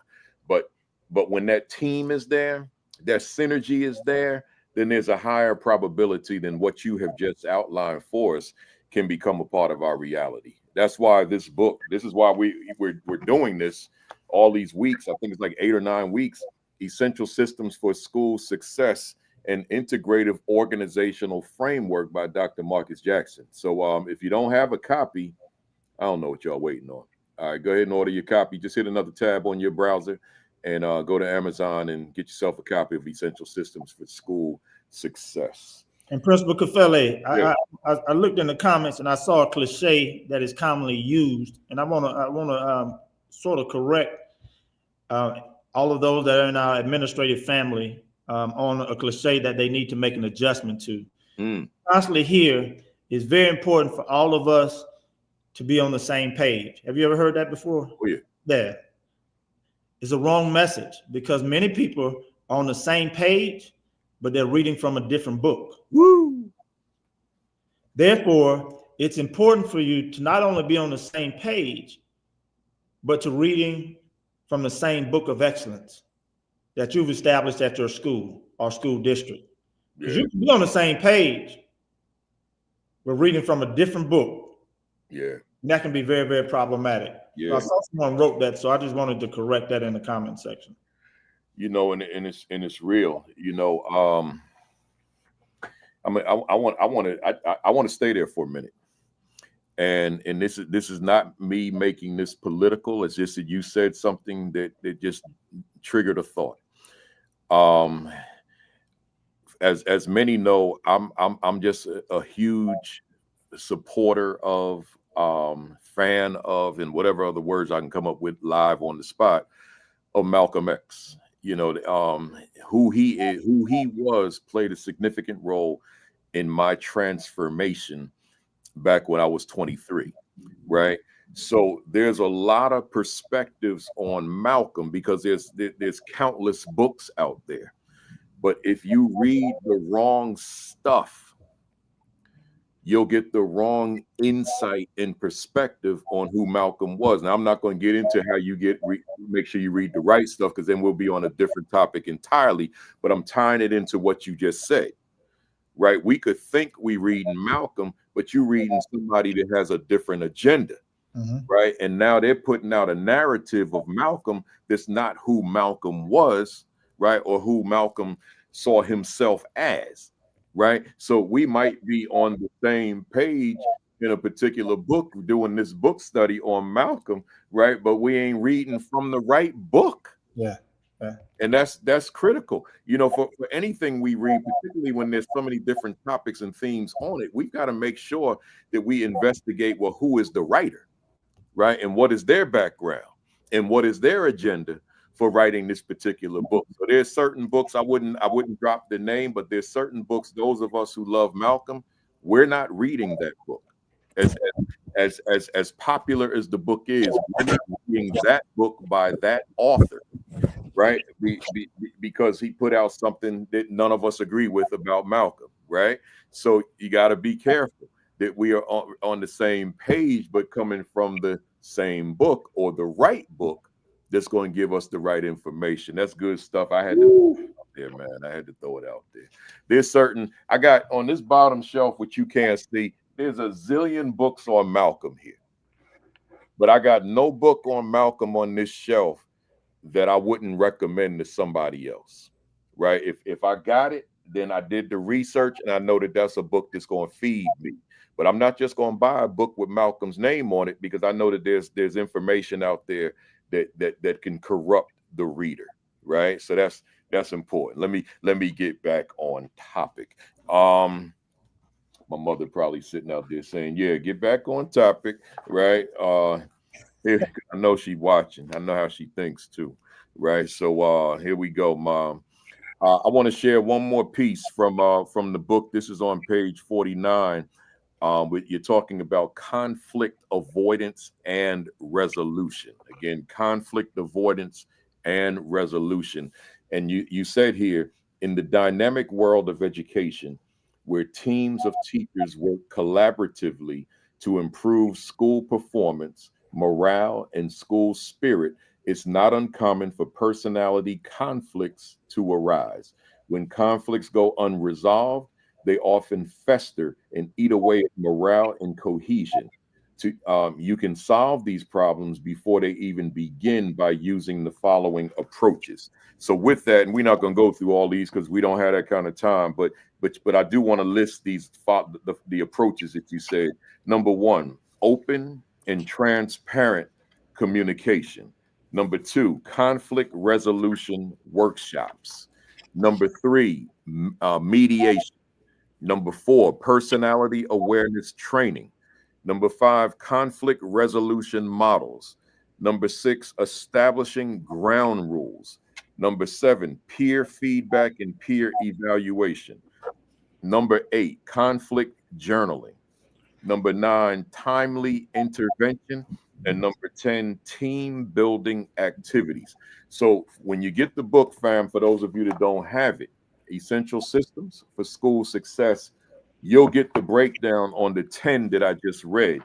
And then you take those and you infuse them as best you can in what ways that you deem necessary for your leadership, for your team, and for your school, for that matter, because the perspective that Dr. Jackson wrote from is the teacher primarily, but not ruling out the leadership team, right?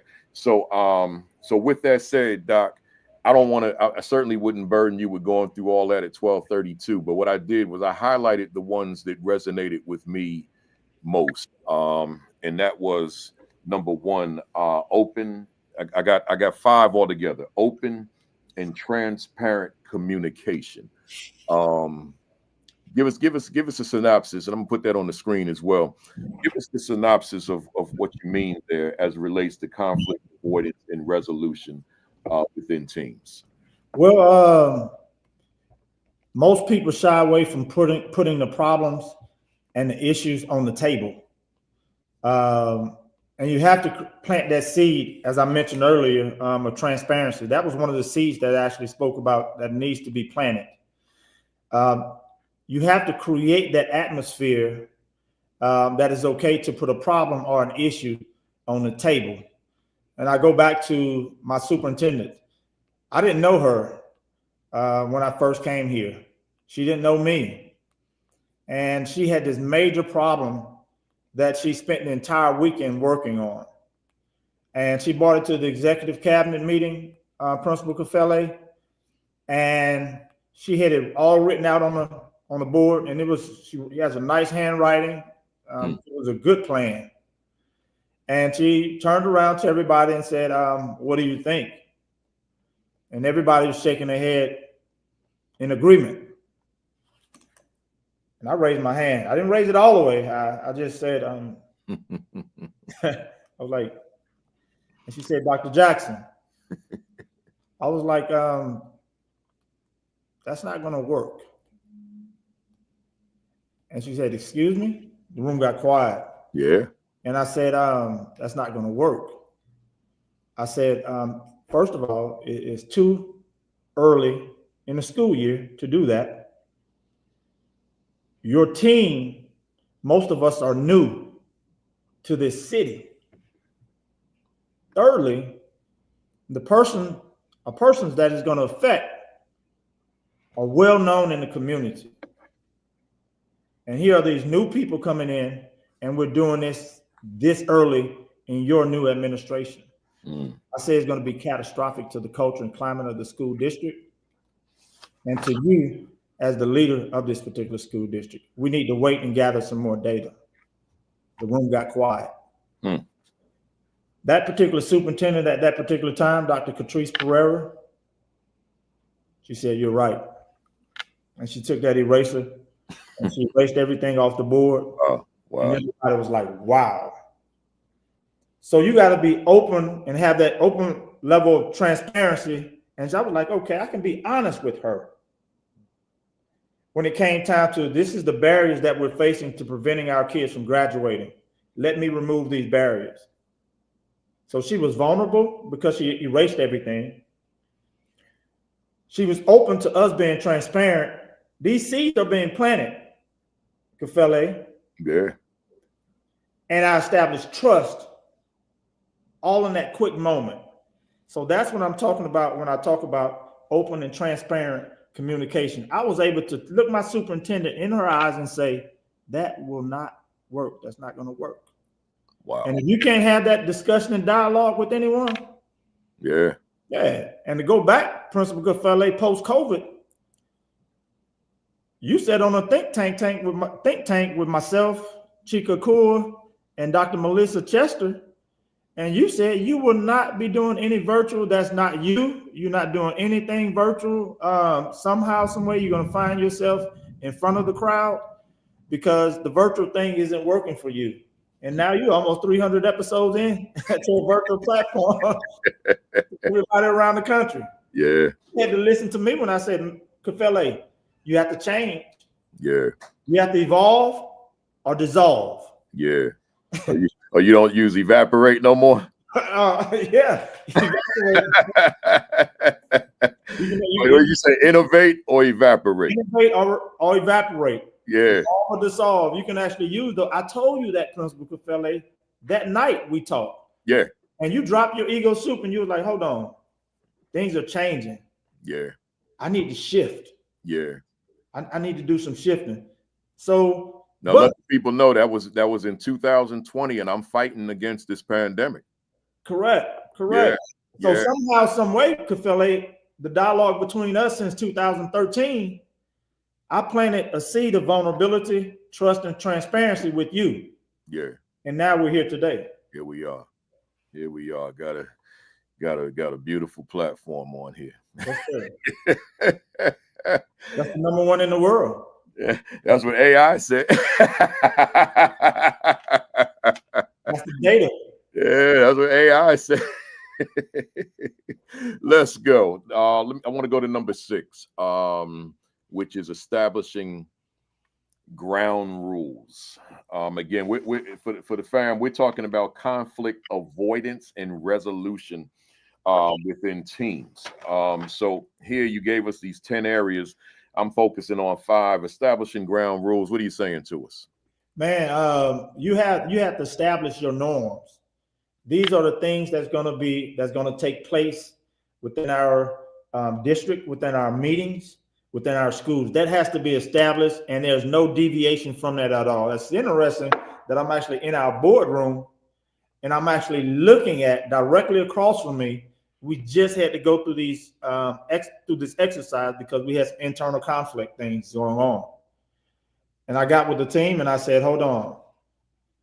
Dr. Barker, she and I talked in the morning one time, and I was like, yo, we got some things going on that we're unraveling at the top.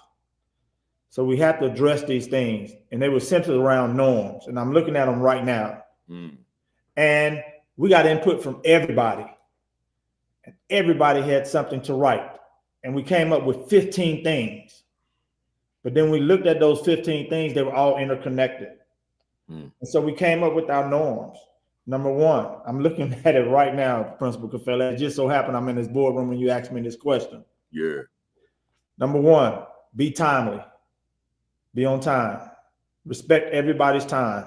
Even a minute late, throw somebody else a minute off. Number two, you have to respect all voices. You don't have the answers to everything. I just gave an example of how our superintendent respected mine, and he raced her plan. Number three, confidentiality is important. Principal Kafele, if you and I are going to sit in the meeting at the BR think tank and we're going to talk about something serious that's affecting that organization, that's affecting the conference, that information stays within us. That's right. That's us. You know, they say what happens in Vegas stays in Vegas. So you got to have that mentality amongst your group. And you have to be engaged. Yeah. Turn these off during your meetings. Yeah. Turn your laptop off during your meetings. That's very, very disrespectful when somebody's speaking and you typing. We all can multitask. Throw that multitasking piece out. I want your undivided attention. So you have to be engaged. And so those four was very, very important for us. And on the fifth one we actually talked about was always staying on topic.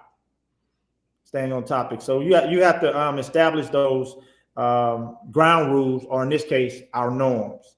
Those have to be established. Love it. Love it. Number 7, peer feedback and peer evaluation. You have to sit back and always ask and analyze, how did that go? Or what do you think? You actually picked up that mirror, Principal Kafele. You use that self-reflection all the time. And I sit back and I take a selfie. It's kind of interesting. I do this every day. I take a selfie. And then at the end of the day, I look at that selfie and I ask myself, how did the day go? What did you learn? What lessons you learned from today? What mistakes did you make? And how are you going to be better the next day? That's right. And you have to go out to your peers, because you can have a self-reflection of yourself, Kafele, and think that you did well until you go back to one of your peers and they say, hold on. Yeah. You took too long with this. Yeah. You threw everybody off when you said this. That joke was the wrong time for that joke, Jackson. But I thought it was great because everybody cheered for me. I went back and got some information from somebody else. So you got to look for that peer feedback. Love it. A fam out there, that peer feedback, man, that's a powerful one. But if your ego's in the way, forget about it. Peer evaluation, if your ego is in the way, it's an exercise in futility. It means absolutely nothing. You can't receive it because of your ego. Right. Good stuff. Good stuff. We're almost done. Number 8 was conflict journaling. These were the 5 that stood out for me amongst the 10 particularly. Conflict journaling. What are you saying? Principal Kafele, I take a journal of all conflicts that have occurred and that we've overcame. And also in that same journal, I will see conflicts that occurred and we were not able to overcome, and why we were not able to come those. And I do that to create what I call my remember when moments. My remember when moments. I'm gonna give you an example. We have a student who has some exceptional needs. And I was meeting with the team, the principal, assistant principal, the counselor. It was a team of about 12 of us that were actually meeting to find out how can we meet the needs of this particular child. And during this particular meeting, it was like, I don't know if we're going to be able to do that. Man, it's going to be tough. I don't know if I can do that. You know how when you have that exceptional child, Kafele, that everybody was like, hold on, We might not be able to serve this child. It's too much. But we was talking about this particular child, and they were going back and forth.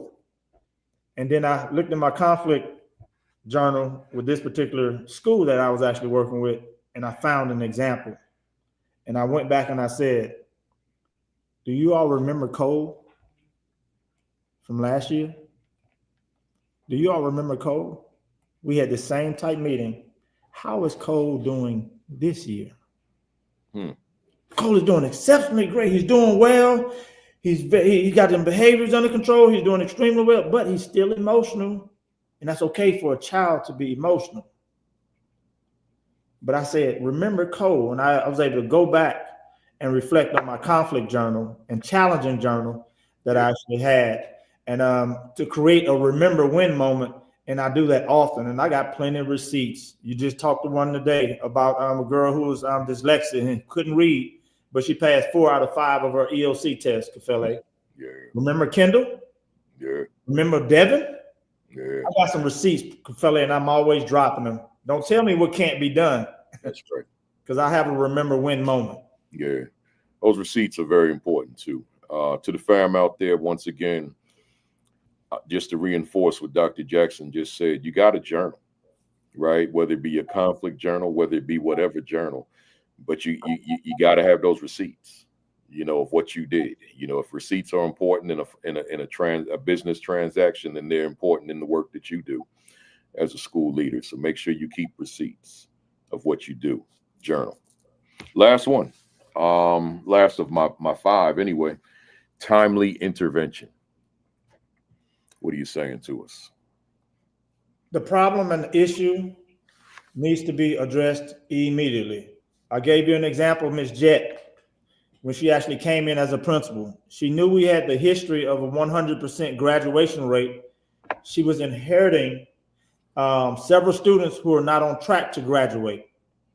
So she went through every single student and found out exactly what they needed, Principal Kafele, and found out exactly the parents, the challenges, the issues with the students. And she put a plan of action in place immediately. And then she actually asked those particular questions. What's the plan? Who do we need to execute the plan? What resources do we need? What's the monitoring system? And what barriers are they so we can remove those barriers? That example you saw with Kendall, that just didn't start this year. Jet started that soon as she took the job. So that intervention with Kendall, that began immediately. Mm-hmm. And it's the same thing, whether you're in the district level or you're having challenges with your team. You have to intervene on those challenges and those problems within your team immediately, or they're going to fester and eventually erode. Yeah, good stuff, great stuff. And then there were the 5 others, folks, that we didn't go through, but you can go here and get yourself a copy. Essential Systems for School Success, right? Get yourself a copy. But while you're there, make sure you pick up Daily Essentials for Assistant Principals and Daily Essentials for Principals. 10 Daily Essentials for Assistant Principals and 10 Daily Essentials for Principals. Get all 3 while you're there. Hey, Doc, another phenomenal session.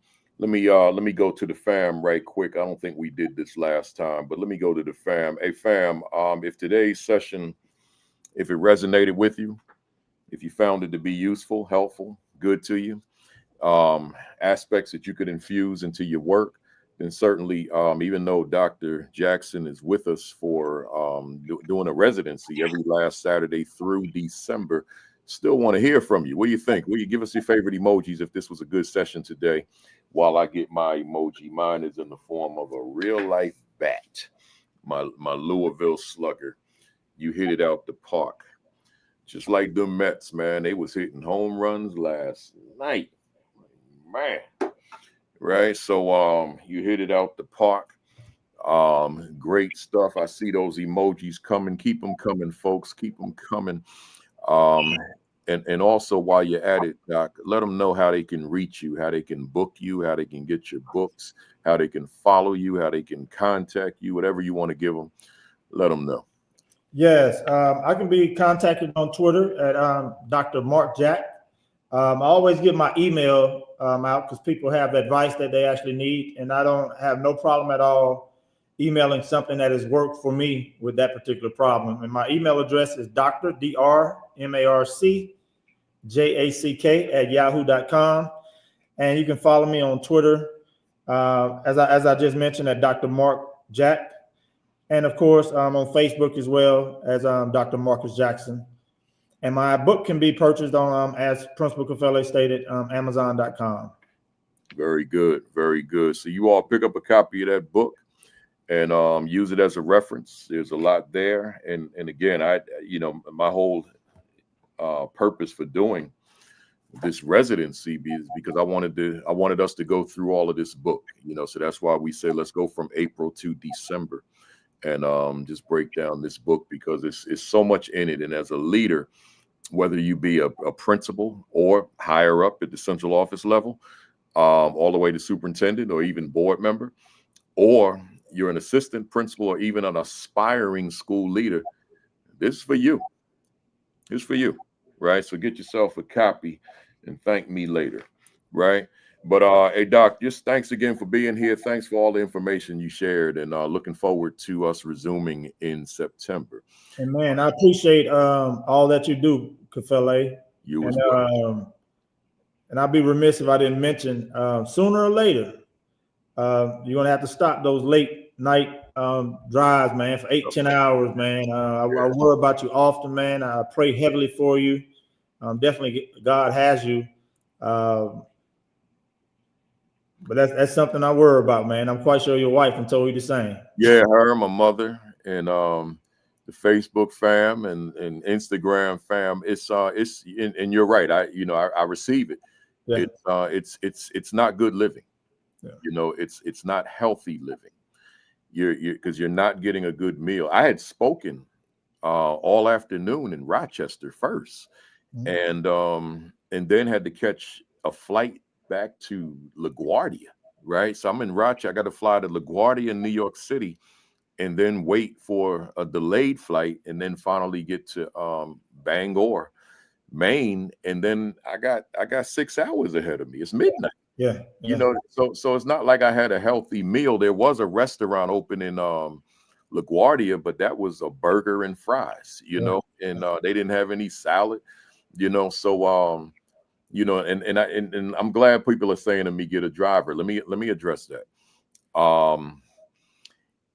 When you talk about a driver from Maine to Nova Scotia, that's not always possible, y'all. Now a permanent driver, that's what you're saying. You don't want that. You want a driver for these emergencies, right? But you don't know when these emergencies are going to arise. When you go, Nova Scotia was an aberration, right? The typical nights that you all see me on social media saying that I've got all these issues, that wasn't the plan. The plan was I got a flight, right? So if you're coming out of Newark, because Newark is a mess right now. All right, so you delayed, but you don't know you're going to be delayed definitively and for how long. So now you may not be able to secure a driver on the day of. You think you're getting ready to go make it to your hotel by like 8:30, 9 o'clock at night, and you're going to chill, watch some sports, watch some cable news, whatever you into, not knowing that you're not going to get to that hotel until 1 or 2 o'clock. You don't know that when you leave home or when you leave one engagement to go to another, because I do a lot of consecutives. You don't know that. So I appreciate everybody that tells me get a driver, get a driver, get a driver. But the itinerary always says, I'm going to be flying all week, right? You don't know that this stuff is going to happen. So you can't call somebody. You don't want to book somebody ahead of time and pay them, right? And then you're not going to use them, right? We need that money. Or if it happens at night, a driver is not necessarily available on the spot, right? So again, I appreciate all of you saying get that driver. But the bottom line is it will boil down to whether I said yes or no to a client. And I have just assured just resolved within myself that if you invited me to speak somewhere, I'm going to be there. Yeah. Come hell or high water, I'm going to be there. So that's why you guys see me doing all that driving. But guess what? Tonight, I ain't going nowhere. No game, no nothing. Tomorrow night, I ain't going nowhere. Monday night, I'm driving to Mount Vernon, New York City. So that's near here. I'll speak. Then I got to fly to California from there. And then when I come home, I don't travel again till September the 30th. Right? I took the month off. Right? I have some virtuals. No. I might have a client that's listening to me. Scratch that. No, I will be flying the second week of September. I forgot about that. I'm going somewhere. I don't even remember where off the top of my head. But then after that, then I'm home for the rest of the month. So I'll be chilling. Right? Then I turn 65 in October. So that's a whole birthday week. Right? So, we be chilling in Montego Bay. So y'all can wish me them happy birthdays when we get to October 22nd, when the kid is 65. Ooh, where did that go? I was just 25 and now I'm 65. Right? So here we are. Enough said, y'all. I appreciate you. Look here. Join me next week, week 280. Solo Saturday. So, every first Saturday is mine. I'll probably relinquish them in January, February, and March. But we don't need to talk about that right now because I want to do some other things, and then I'll be back solos in April. But for now, all fall, every first Saturday solo. My topic is mental preparation for the new school year. Once again, mental preparation for the new school year. That's right, Linda Lee, 65 years young. That's right. Right. So join me next week. Tell somebody we're going to be talking about this. You being mentally, emotionally prepared for the long haul. Because that convocation, it might get you through the first week. Might get you through the first couple of weeks. But once we get back into it, teacher told me the other day the kid kicked her. Right. I said, huh? Yeah, I got kicked. Right. By a student. How old? First grade. Right. So it's, we back to the real world, the real grind. Right. So join me next Saturday when we talk about your mental preparation. But also next Saturday, 10 o'clock Eastern time, Facebook Live, Sean Hurt, followed by Create and Educate and with Dr. Sheikah Houston, Dr. Tammy Taylor at 10:30, followed by the AP and New Principals Academy at 10:55. What am I saying? And then on Sunday, flip it over to Sunday, PGP Podcast with Josh Tovar and Dr. Madi Moreno. That's at 5 o'clock Eastern. And then make sure that while you're getting Dr. Jackson's book, you don't forget about this book, right? What is my value instructionally to the teachers I supervise? Get yourself a copy today if you don't have it. Subscribe to the AP and New Principals Academy YouTube channel. And some people ask me, they say, do you record these? Of course. Mm-hmm. Every session, all 279 are on YouTube. So you just go there and check them out. Hit the subscribe button while you're there. Be a part of the 24,400 and some change family. And we should be hitting 24,500 soon, right? And then hit the notifications bell too, so that you'll know that we're live. Once you hit the subscribe, it'll prompt you. Then you click that. That way you're always reminded we're live on Saturday at 10:55. That is the only time I go live on this channel. Make sure that you check out principalkafele.com, my website. And those of you that want to book me to come out and speak to at your conference, your school, or your district, whatever it is, go to principalkafele.com, click the email address, and tell me how you would want to use my services, and then I'll send you information, including my pricing. Right? I don't have a template to fill out. I'm just not into that. Just send me a note. I'm interested in you speaking, and I'll send you everything you need. And then lastly, your diet, your exercise, and your virus precautions, man. Take care of yourselves, folks. I keep saying I'm not going to get political, and I won't, but I'm gonna just say this, and then I'm gonna sign off. When I see or read, when I read on the internet or see on the news that the COVID vaccine is only available in certain states, right? I'm not even going to get into which states. You can figure that out if you don't know this. That's just sick, y'all. I'll say it, man. If I'm being political, forgive me. It's just sick. It's sick. It's sick. It's sick. let the person decide if they want to take a vaccine. I have to go to another state if I feel a vaccine will keep me healthy. I happen to believe that that vaccine is keeping me healthy with the volume of flights that I fly. Right. I mean, any given week in the summer, I'm on between 10 to 12 flights. You hear me? This not like the average person taking 1 or 2 flights going and coming back from vacation. I can be on 10 to 12 different planes in a week. There's a lot of sick people on those planes, coughing, sneezing, hacking, doing all sorts of stuff. I happen to believe that those vaccines have kept me healthy, although I've had COVID twice. I told y'all the first time I had it in 2020. I didn't tell you the second time I had it not long ago, right? So, I didn't want nobody to know about it because I didn't want to show up places with people thinking that I'm sick. I made sure that the doctors gave me a negative test result before I got back out, right? So I didn't miss any time, thank God. But I said I'm not going unless the doctor says I'm negative, and I was negative, and then I went. But I was, when Annette Faison, who is still on here, when Annette Faison, I think she's still here, AD Faison, when she was my guest, I was sick, right? I had COVID when she was my guest, right? So if you go back to that one, you'll see it in my eyes. I'm coughing and carrying on, but I was sick at that time. In fact, we recorded that one. We recorded that. I wasn't live for that when it was live, but we recorded. I was sick, but I went on it. I still did the presentation because I wanted to get it done.